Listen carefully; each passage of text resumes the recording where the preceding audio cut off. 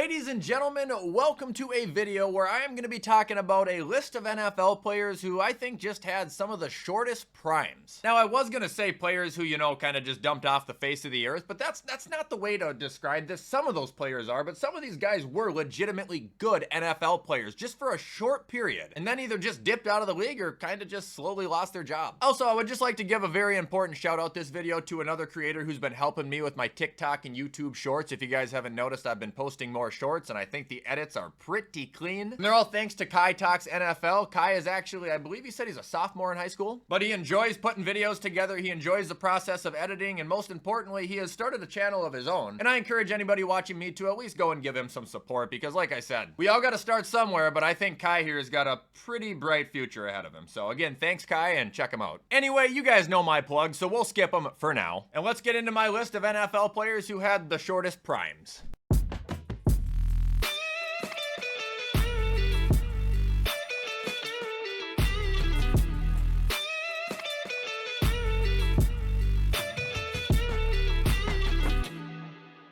So, starting off this list in no particular order, and by the way, if I forget to mention any players, please let me know in the comments. This is not supposed to be like an exclusive list. This is just a group of players I selected. But first player I'm going to talk about is Jordan Howard, former running back for, well, it was the Bears, then it was Philly, then it was Miami, then it was back to Philly, then the Saints. Anyway, Jordan Howard was drafted in the 2016 NFL draft. He had 1,300 rushing yards, 6 touchdowns, and averaged over 5 yards a carry. Then come 2017, he put up 1,100 yards and 9 touchdowns. His yard per average still was above 4, just not above 5 anymore. Then 2018 saw him keep the 9 touchdowns, but his yards per average then dropped below 4. He did not hit 1,000 rushing yards. Hardly getting any opportunities at all in 2020, then kind of having a small bounce back in 2021 when he went back to Philly, where then in 2022 he would sign with the Saints, only getting 1 attempt. What exactly happened to Jordan Howard, I'm not entirely certain, but from what I've read and what I've heard over the years is he just gradually became slower and more unimpressive to the point where rosters just weren't able to find room for him. Next one we have is actually one of the saddest, I think, in my opinion, and that is Darius Leonard. Dude, this guy was fucking outstanding. He was one of the best all-around NFL players in the league for about 4 years. I mean, we're talking Defensive Rookie of the Year, 3 All-Pros, a linebacker who could play like a DB. Then in 2022, he had an injury keeping him out for like the entire season, then switched his name from Darius to Shaq Leonard, which was like Edge becoming Cope, lost all of his aura, then sat around in Indy for another half a season, doing absolutely nothing, getting traded to Philly, and then eventually fizzling out of the league after the season. I'm just gonna assume that his injury completely screwed him, because this one is a head scratcher to this day. What happened to Darius Leonard?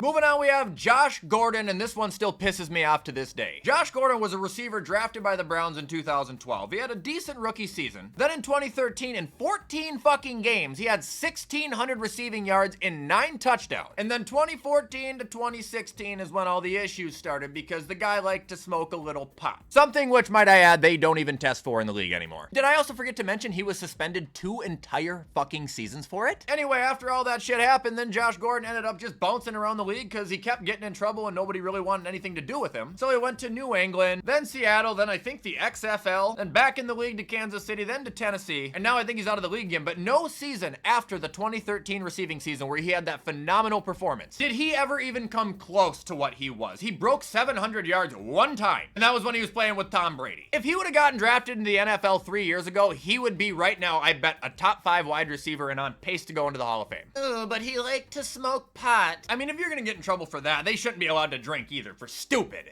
Moving on, we have Hunter Renfro. Does anybody else remember in 2021 when this guy just had like 1,000 yards and 9 touchdowns? Granted, he was drafted 2 years before that, and he was always a decent slot receiver, never that good. But then, yeah, 2021, he blew up, had this Pro Bowl season. Everyone's like, holy shit, Hunter Renfro might actually be like a really good receiver. Then in 2022, he only started 1 game. 2023 only started 3 games, and he didn't play a single snap of football in 2024. What the fuck was that all about? Now moving on, we have Michael Thomas, my old arch nemesis. From anybody who remembers me when I first started making content, I absolutely hated this guy, and I'll be honest, I still don't like him at all. I think he is one of the most arrogant douchebags that ever stepped foot in the NFL, but we can't ignore that for 4 years, from when he was drafted, so 2016 season all the way through 2019, this guy was pretty fucking good. He was Offensive Player of the Year, he had 2 All-Pros, set the all-time reception record for 149 in a season, and literally after that year, only started 5 games, got hurt, missed the entire 2021 season, came back in 2022, only starting 3 games, getting re-injured, and then in 2023 started 7 games for 400 yards and a touchdown, and he didn't play at all in 2024. I absolutely believe his injuries played a part into this, but the guy also came into the league very old, and even though he was really good and had great stats, I still think he's one of the most fabricated receivers that we've ever gotten to watch. Dude, it was just 10-yard checkdowns from Drew Brees, over and over and over and over again. But he was elite for a short period of time, and then that was it, man. Injuries got him, and now he doesn't play anymore.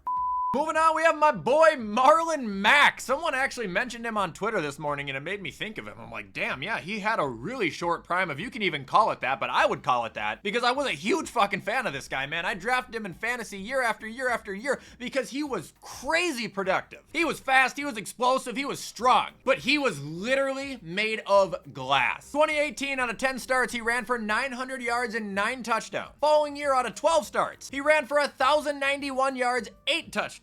Well above 4 yards a carry on these years, by the way. But anyway, 2020, he got hurt, only starting 1 game that entire year. And well, that was the birth of Jonathan Taylor. Marlon Mack would go on to play in a few games after that. He played for Indy for a little bit, then San Francisco, then Denver, and I think he was on Houston for a while too. But he never, ever started an NFL game again. Now moving on, we have my plugs. I got you son of a bitches now. If you watch my content, do not be forgetting to use code WyattzWorld on G Fuel, Waggle Golf, or at sign up on Prize Picks. By using my codes on G Fuel or Waggle, you'll save a discount on any of their awesome products like this. And by using code WyattzWorld at sign up on Prize Picks, you're gonna guarantee yourself to win a free $50 with your first $5 entry. Reminder that the NFL seasonal prediction window is open.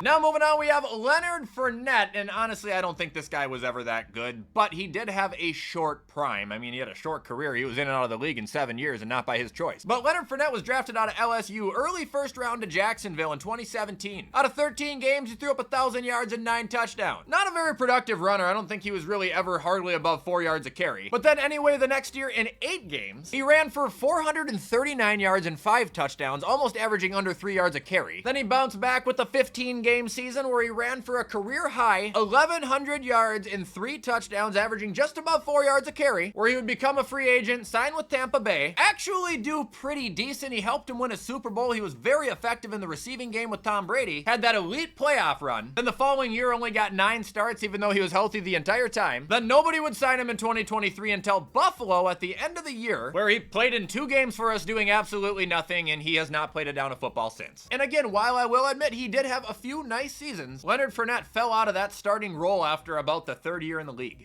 Now we got J.C. Jackson. This guy kind of falls under the category more so of a one-year wonder, but he was elite for that 1 season in the NFL. This guy got drafted in 2018, just kind of starting, 5, 6 games the first couple years. Then he started 11. Then in 2021, he started all 17. Made the Pro Bowl, was damn near selected as an All-Pro. He had 23 pass deflections, 8 interceptions, allowed a completion percentage below 50%. I mean, this guy was on fire. Then he went into free agency, signed a massive 4-year contract with the Chargers, played in only 5 games the first season, got absolutely obliterated. Then I don't know if it was a healthy scratch or an injury that kept him out for the rest of that year, but he would come back starting just 2 more games for the Chargers, exposing himself as one of the worst corners in the league, getting traded back to New England. Or maybe he was cut, I forget how this shit works. And anyway, the guy hasn't played a down of football in almost 2 seasons. It's a very wild ride for J.C. Jackson, and I think he might have been a product of Bill Belichick, just a hunch.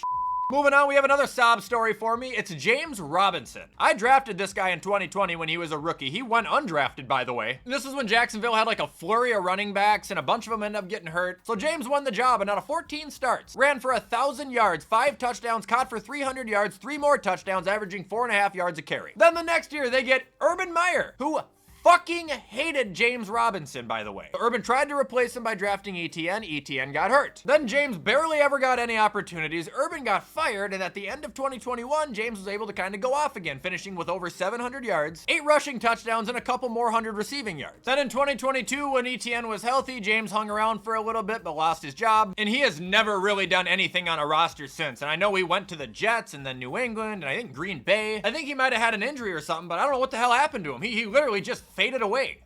And ending this part, which by the way, if you want to see a part 2 to this, just show support in the comments, and I can definitely do that because there's 100 more players like this. But we have Levian Bell, because again, I know I've talked about this guy a lot, but how can you not? Pissed away a Hall of Fame career for money, but also I'm starting to think there's something else wrong with him. I think he got knocked in the fucking head one too many times. Dude, he posts some weird shit. Also on OnlyFans. Like, go look at his Twitter once. You'd swear there's like a 13-year-old boy behind that keyboard. It's fucked up. I don't know what the hell happened to him mentally. Wish him all the best. I hope he gets better, but this guy had one of the best like 4-year stints for a running back, man. He was like Christian McCaffrey. When he was on Pittsburgh and he was not hurt, he was always well above 1,000 scrimmage yards per season. Matter of fact, 3 of the years, he was within 200 yards of 2,000 all-purpose yards, where one of them he broke 2,000 yards. This guy was a 2-time All-Pro. He was an insanely productive runner. Not to mention one of, if not the best fantasy players of all fucking time if you had him during those years. And then he held out for money, missed an entire season to prove a point, came back in 2019, signed a 4-year, $50 million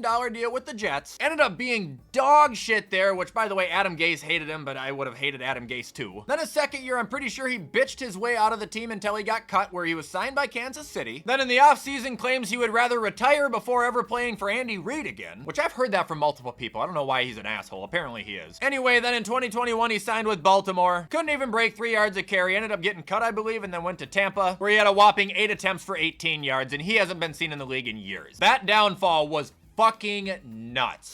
And that is gonna do it, ladies and gentlemen, for 10 players who had the shortest primes, but were at one point very good, in my opinion. If you enjoyed this video, please show support, and as always, you guys know the drill. I'm gonna get this edited so you can watch it on time. I hope you have a fantastic Monday, and I will see you in the next video.